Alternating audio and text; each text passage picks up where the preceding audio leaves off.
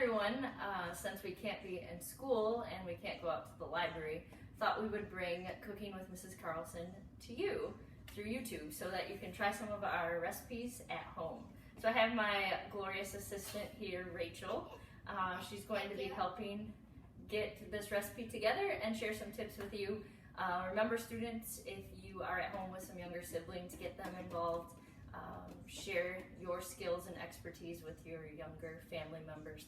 So today, Rachel and I are going to be making waffles, and because it's St. Patrick's Day, green waffles. Yes, we're going to be adding green food coloring to our waffle recipe. Rachel, would you share with our audience what our ingredients are going to be?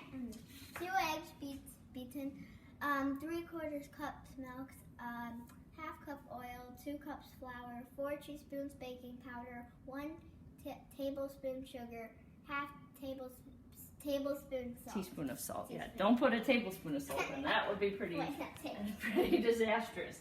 Okay, so Rachel and I have already gone ahead and gotten the ingredients out. This recipe, it's important to start with your liquid ingredients first, because when we mix this, you can't mix it too much or it'll get really heavy and your waffles will become very, very dense. And we want them to be light and fluffy. It can also splash everywhere. Right. So we're going to start with our eggs, and when we do these Cooking with Mrs. Carlson classes over the next couple of weeks, I'm going to try to share recipes with you of ingredients that I think you'll already have at home, just because I don't want you going out and going to the store. So we'll try to do recipes that are really simple, easy, but most importantly are things that you already have in your pantries at home. So first step, we just cracked 2 eggs in here and we're going to whisk them. Okay, our next ingredient is milk. Really any kind of milk will work for this. I have made this with almond milk before and it tastes very similar if you were using just regular whole milk. So we're going to add, do you want to add that in, Rachel? Yes, sure. This is 1 3/4 cup of milk into our egg mixture. Okay. Next is a half a cup of oil.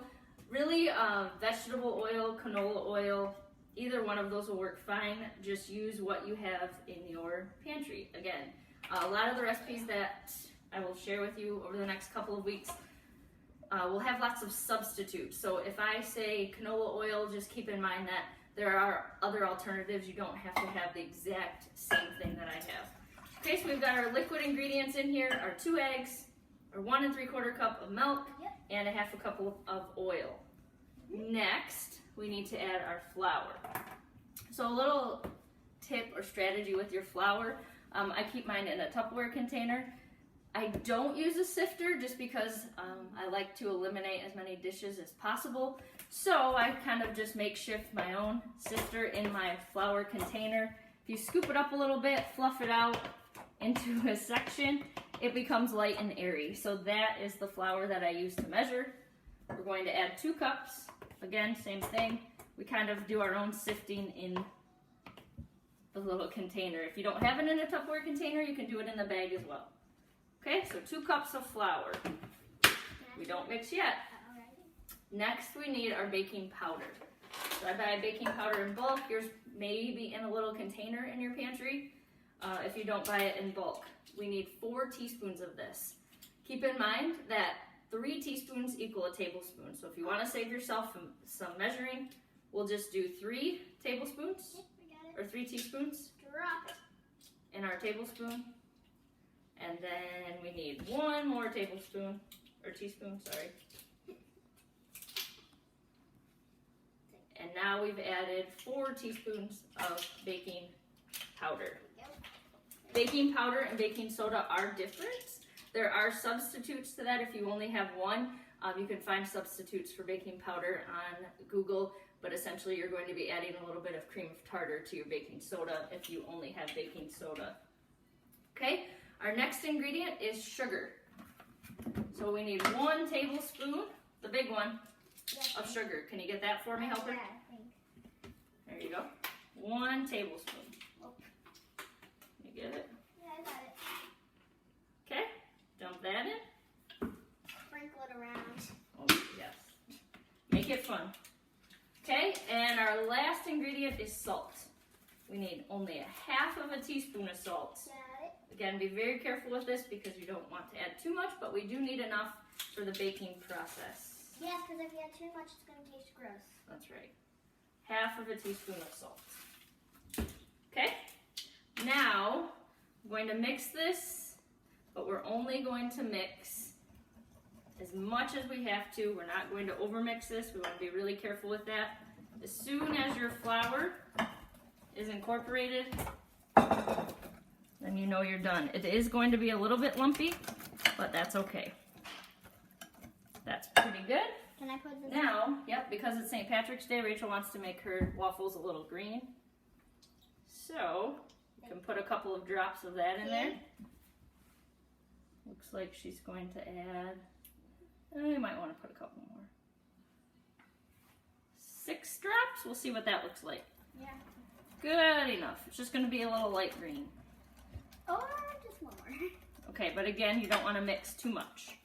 Okay, so that is plenty. Yeah, this actually looks really good. All right, so we have a waffle iron here. If you don't have a waffle iron, I do have a pancake recipe that might work better for you, but we use just a standard waffle iron. Get that oil again. Yep, we need the oil again. B, if you do have a waffle iron, it's advised that you do not spray your waffle iron because it gets a little gunked up. So I am using a silicone basting brush, and I'm just going to baste some of this oil on here so our waffles don't stick. All right, so Rachel, what's your favorite addition to your waffles? Adding chocolate chips, of course. So Rachel likes mini chocolate chips in her waffles, so that's what we're going to add for her. So we're going to pour some of our waffle batter into a hot waffle iron. And I'll add the chocolate chips, because Rachel would add way too many. Maybe I wouldn't. Maybe. So we'll add a few chocolate chips to her waffle. Shut the lid and turn it over. Now, what happens is this light on the top will turn green when our waffle is fully ready to go.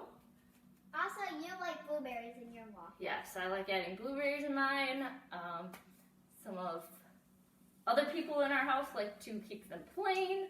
What are some other things you could add to it? You could also add you could sprinkle some healthy stuff on top as well. But Oh yeah, you could put strawberries on top. yeah. I don't really know what the other stuff you can put inside the waffles. Yeah, instead of syrup, I've added jam to my waffles on Yeah, top. I remember that. A little different taste. You can use regular syrup. If you have maple syrup, you could use that. I know some people put applesauce on their pancakes. Maybe they could put it on waffles. I don't know. Whatever works for you. I probably wouldn't need that. You wouldn't need that? Okay. So, again, you guys, while you're at home over the next few weeks, make sure you are trying different things. Get up, get active. Cooking is a really great way to keep your mind active and to get you up off of the couch. I will say, remember to get yourself on Khan Academy, especially you juniors out there. You will take the SAT at some point, so make sure you're keeping your mind fresh. Remember, Khan Academy, get on it. This will take you off video games, especially basketball video games. Yes, and Rachel goes on Khan Academy too. Yeah, she did some second grade math concepts yesterday. There's some great reading activities out there for elementary kids. Just make sure you're staying active. If you don't have the internet at home, read. Find a book to read, find a magazine, find a newspaper, whatever you can find to read. It actually looks really good. With that being said, our waffle is finished. So I must not have sprayed it very well with No, oil. I don't care. I don't You can care. use a fork to pull it out. You usually cut it anyway, so it's fine. Right. And so there is Rachel's green St. Patrick's Day waffle. Yum. If you would like me to share any specific recipes, send me an email. Send me a comment. Let me know what you have in your pantry, and we'll try to work something out. But again, stay active, stay busy, and cook something. Thanks, guys.